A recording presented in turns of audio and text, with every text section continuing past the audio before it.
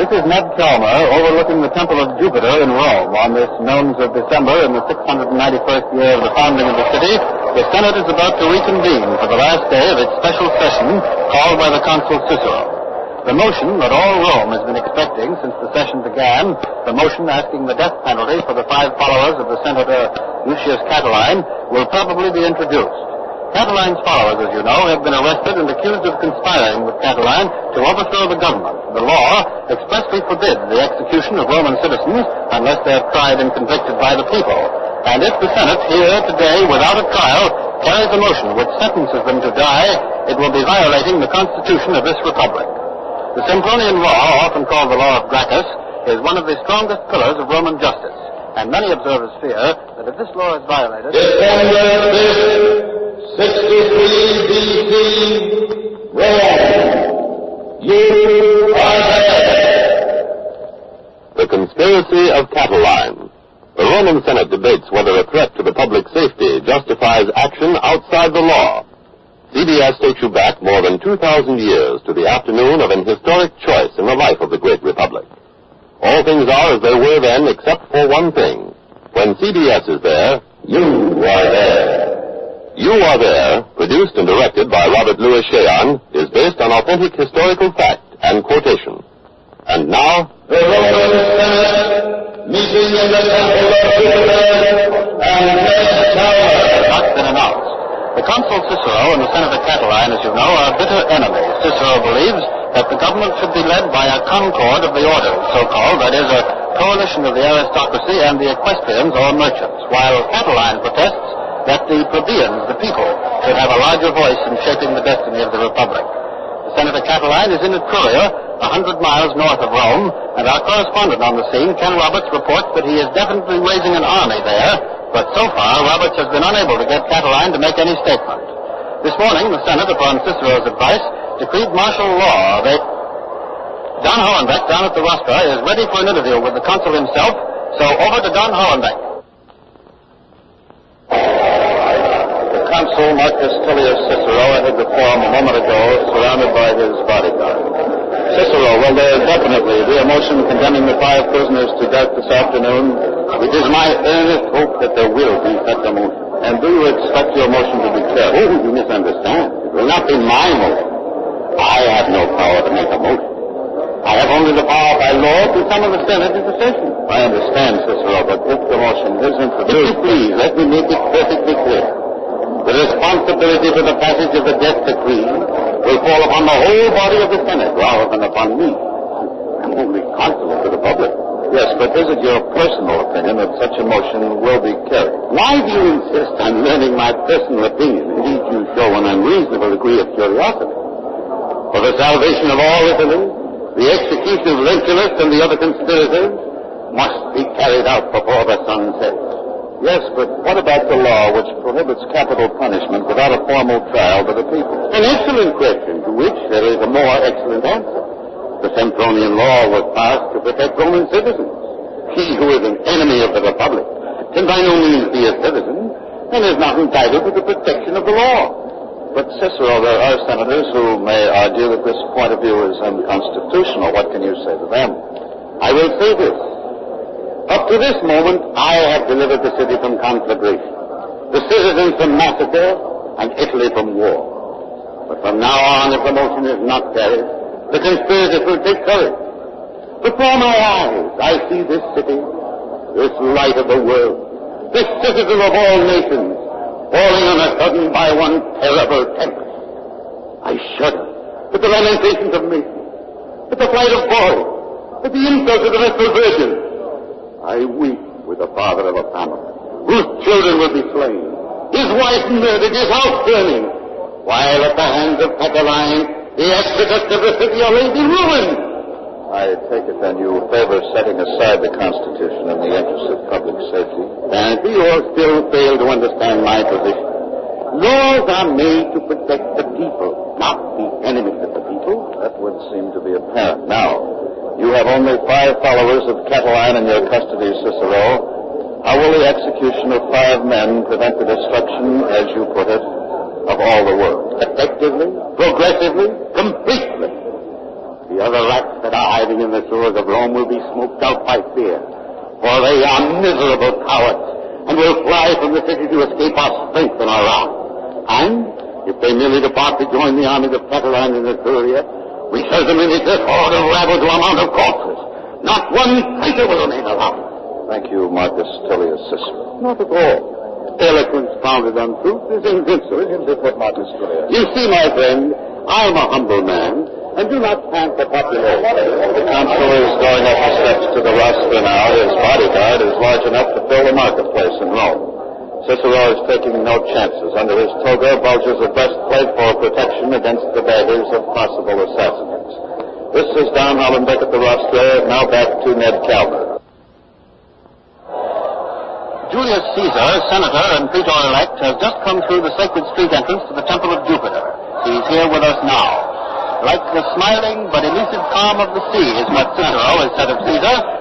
Well, Julius Caesar is smiling, and he is calm. This affable and liberal young senator of 38 is perhaps one of the few calm persons in Rome today. Caesar, if I might ask a few questions. The consul Cicero said in an interview a few moments ago that Cataline threatens the safety of Rome. Do you believe that? Well, not exactly. Let us say more accurately that he is a threat to the status quo, to the sad condition of things as they are in Rome.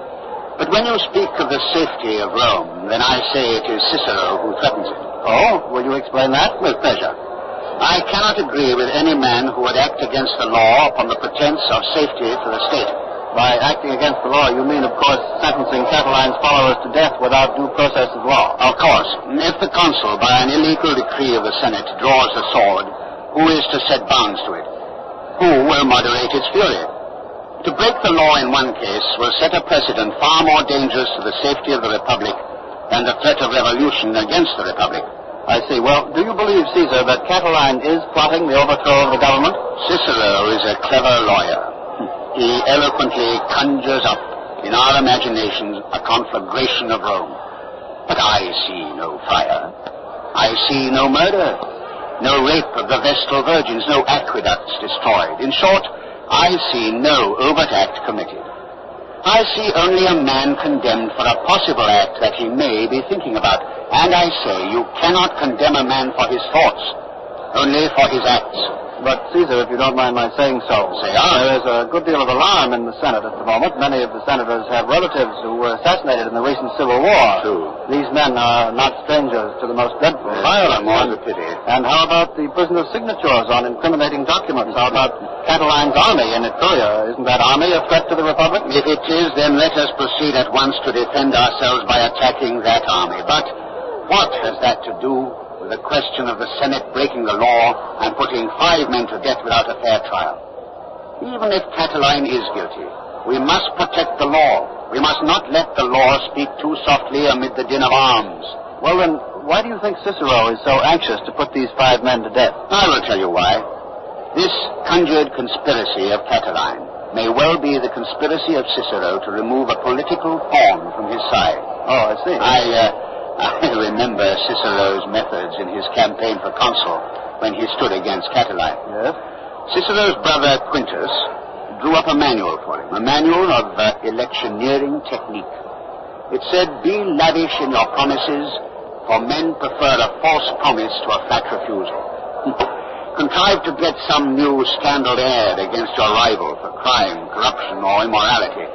Now, Cicero is following that manual, following it to the letter in his campaign to rid himself of Cataline.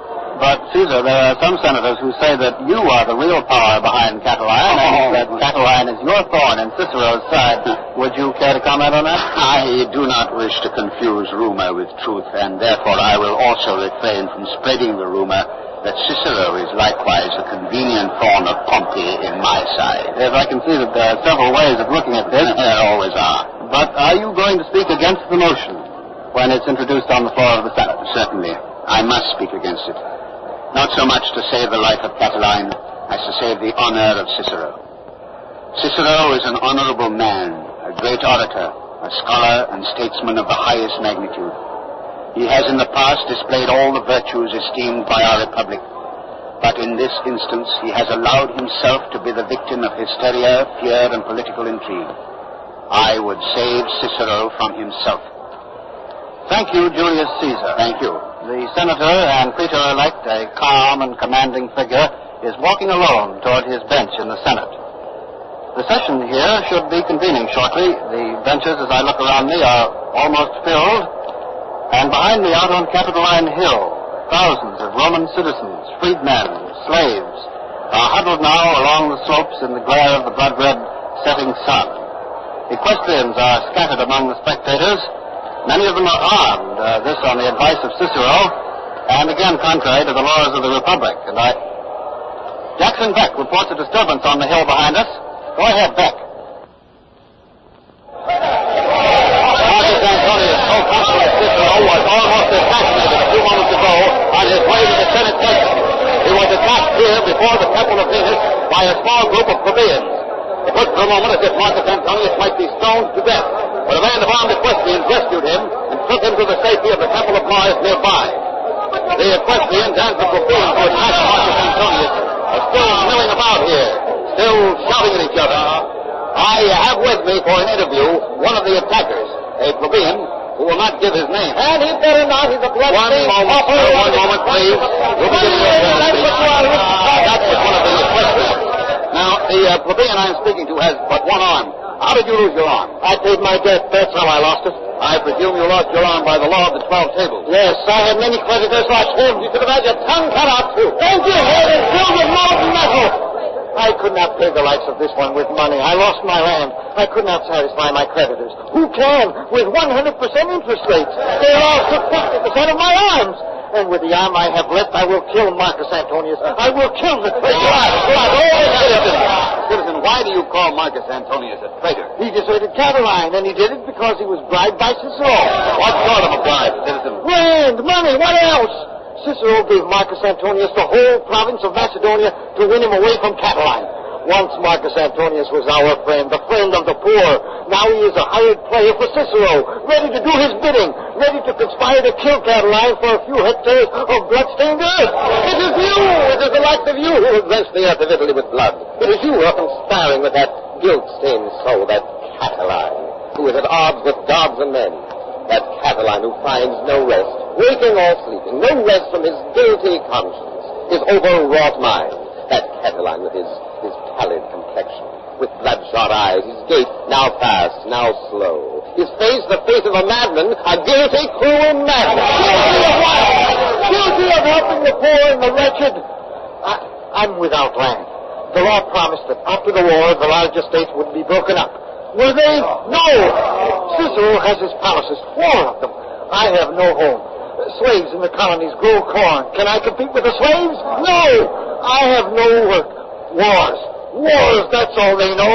And long lines before the government granaries for a pittance of corn.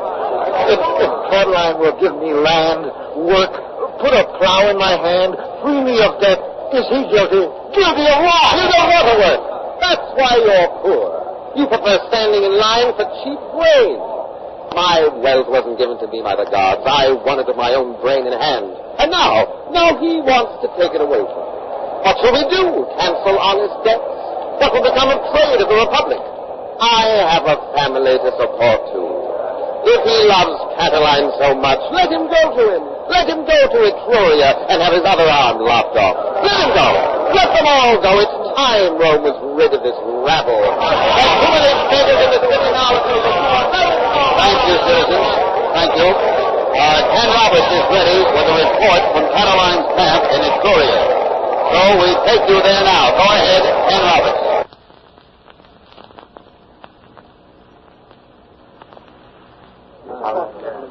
I am speaking from the headquarters tent of Cataline's army, which is camped here on a great plain in Etruria. We still can't get a statement from Cataline.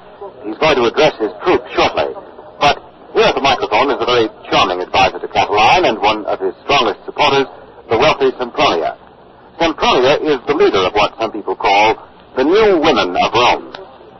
Whether she is praised as a Venus or derided as a Fury, both her friends and enemies regard Sempronia as a philosopher feminist who is seeking expression for her sex outside the kitchen and the nursery. That's correct, isn't it, Sempronia? No. If you mean that we're seeking escape from our duties as wives and mothers, yes. take you mean that we women want a larger voice in affairs of state. Well, you've no doubt heard the expression, Sempronia, now current in Rome, that all other men rule over women. But Romans who rule all men are ruled by their women. Unfortunately, that's not true. I wish it were. It's still the men who make wars and indulge in vile politics. Certainly we could do no worse. I think it's not humanly possible. We wish to rule over no one. Though some men, like Cicero, think we're a danger to the state because we're in politics and medicine and law.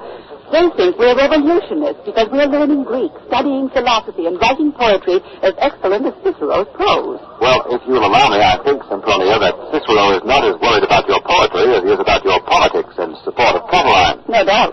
How many troops are there here who support Cataline's politics? That's military information, let us say simply, that our numbers have increased at least 5 times since Cataline's arrival. Well, is it then true that Cataline was gathering an army here before Cicero accused him of conspiracy in the Senate last month? I wouldn't quite call it an army. By modern standards, only 1 in 5 of us is armed. Still, what's the purpose of this army?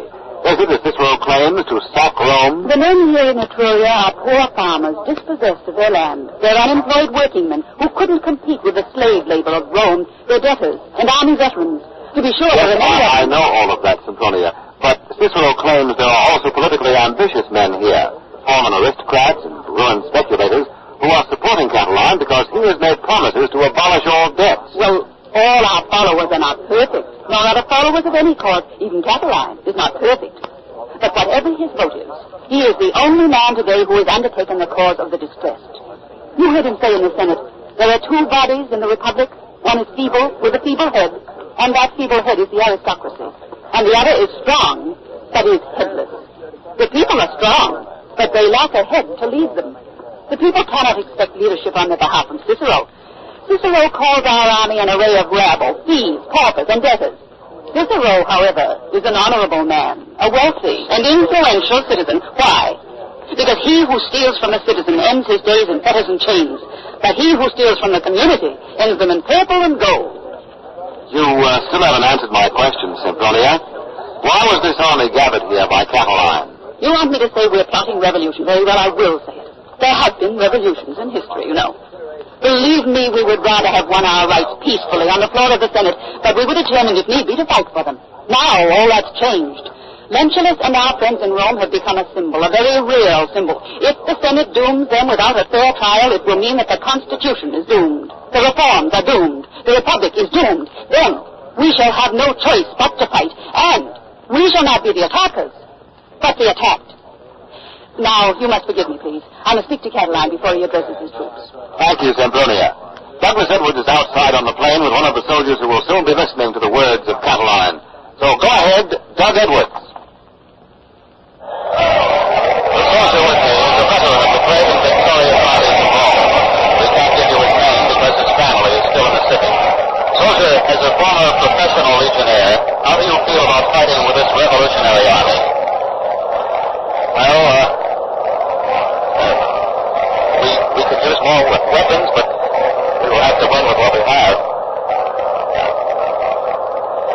For this time, I think this one time at least, I think I know what I'm risking my life for. Die, perhaps, but die for myself, my wife, my children, not for a Roman general this time. Of course, you know, soldier, that if the Senate votes the death decree, Cicero will also send crack legions against you here. As a professional soldier, what do you think of the chances for victory?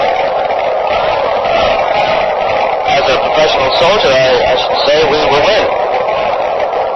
But we may die too. I can't see how they'd allow us to surrender if we had to. If we reach Rome, though, alive, I mean, I hope this time that is, my family and I find a place to live. I heard Cataline say the other day that rats have their holes in their hiding places, but the men who fought for Rome are rewarded with light and air. He said the generals told us to fight for the graves, the shrines of our ancestors, he said. We made men like Cicero and Pompey rich. Rich. They told us we were masters of the world. But in Rome, there wasn't a roof. There wasn't a foot of ground we could call our own. Thank you, soldier. We just had word from Rome that the Senate has reconvened. So we return you now from Etruria to Rome and next Norma. Down at the Senate rostrum, Cicero has called the Senate to order. The consul is speaking now to the senators. The spectators, the vast multitude surrounding the Temple of Jupiter, are silent out there. Night is coming on fast. Torches are being lit. And to whatever point your Let's mind listen. and opinions incline, you must decide before night. And now, Junior Stellatus, you are consular list. You will follow me when my term expires. If I should ask your opinion, what motion would you make? I hope that the conspirators be put to death.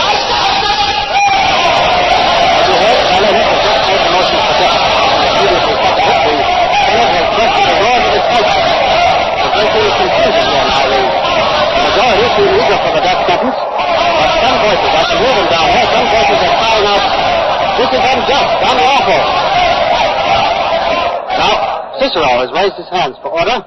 The Senate is quieting. Oh, conscript fathers, I cannot conceal what I hear. Is there one among you who means to defend the conspirators and traitors of our republic?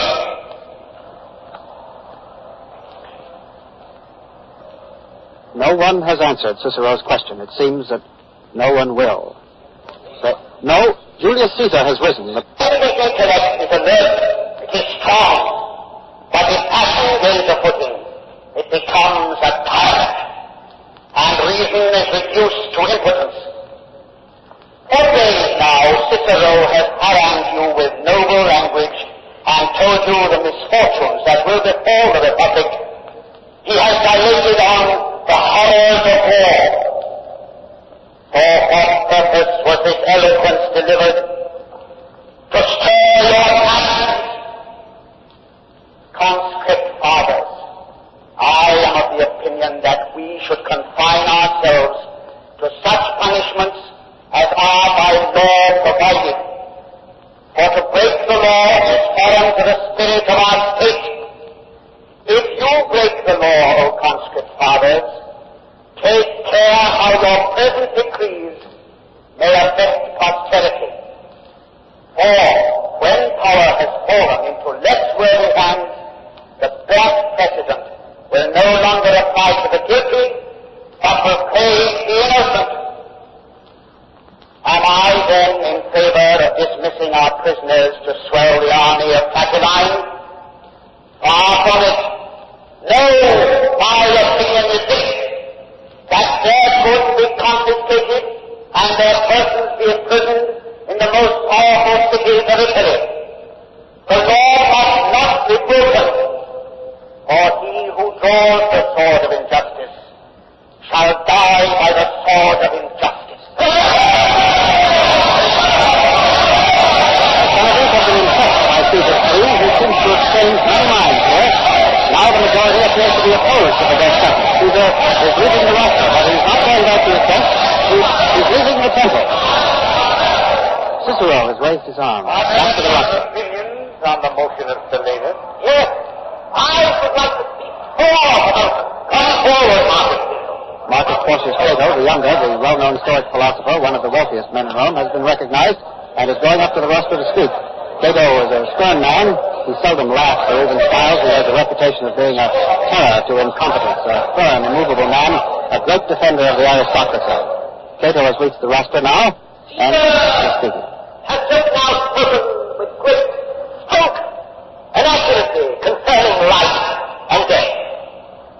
But I urge you, O conscript fathers, that you vote for the death of Cataline and his army of conspirators, or they will presently fall upon you with fury. The enemy is hovering over us with an arm, and yet, at this juncture, you delay and hesitate how to proceed against such of the conspirators as are seized within your walls. This is Ned Chalmer. We'll come back to Cato in a moment, but we've just had a report that there was an attempt to assassinate Julius Caesar just after he left the temple.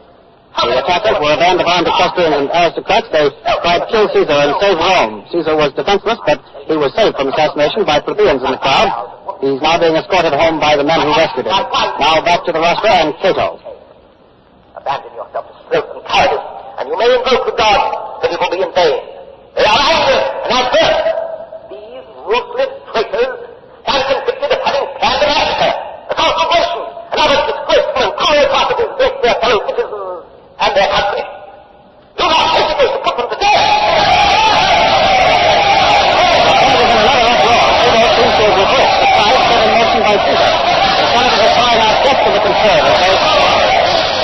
Speaking of that, all who favor the motion of death, declare so by the day time.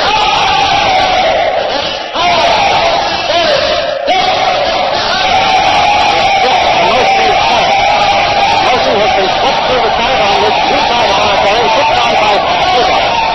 An armed guard has just brought Lentulus and the other four prisoners into the temple. They will be led to the Turian dungeon and strangled by the light of a Roman candle. But there are many Romans who are wondering whether these will be the only victims of the Senate faction. December 63 B.C., Rome. The Senate condemned the Cataline conspirator and doomed the reign of law in the Roman Republic.